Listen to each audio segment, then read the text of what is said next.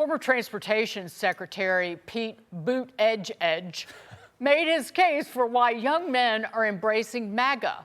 Apparently, it's because all they know is policy failure. Of course, besides the ones that he takes credit for.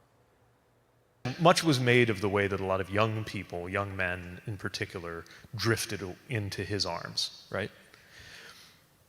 A lot of that, I think, is related to the fact that young people, anyone younger than me, has witnessed mostly policy failure our entire lifetimes. I mean, there are exceptions, important ones, from the Affordable Care Act to the infrastructure bill that I worked on, but for the most part, you have witnessed things like the financial crisis, the Iraq and Afghanistan wars, and it's not just policy choices, it's outcomes. Here to react, Florida Congressman Greg Steube. Congressman, as you listen to Buttigieg, as she said, Buttigieg, what goes through your mind? I was watching you react to looking at his thought. Yeah, I mean, again, they've got to make excuses for the fact that the majority of Americans are running to the Trump agenda and running to the policies that make the Trump agenda positive. He won the popular vote. He won all of the swing states. And it's because of the policies that are put in place that young Americans and young men want to support. It's not the policies that the Biden administration had in place, and it's not the policies that Buttigieg had in place, because that's not what supported the American people. And so we're seeing that movement with young people to support the America First agenda. Young men want to support the America First agenda. They want a strong military. They want closed borders. They want a good economy. And all of those were brought to you by President Trump's agenda.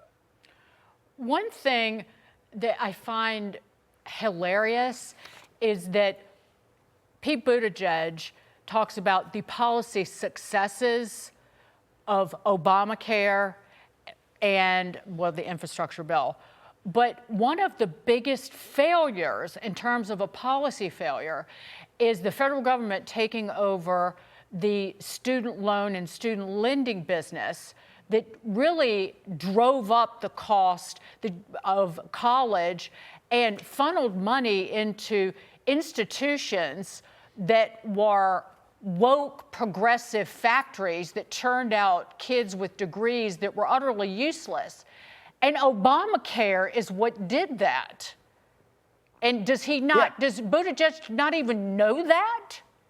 No, I don't think he realizes a lot of things about good policy for the country. And even Charlie Kirk talked about the fact that, you know, the university system is a waste, especially at those different woke universities, when you get out and you could do things like entrepreneurs do things.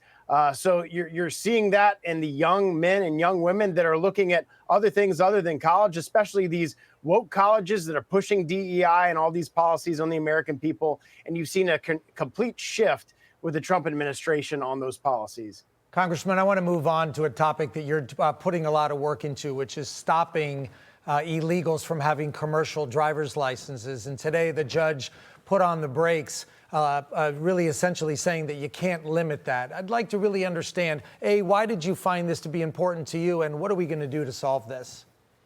Yeah, again, you got another activist judge that's going after the Trump administration. I think the Trump administration is going to be successful. Secretary Duffy is going to be successful at the end of the day. But Senator Moody and I have a bill on this very issue that will resolve that issue.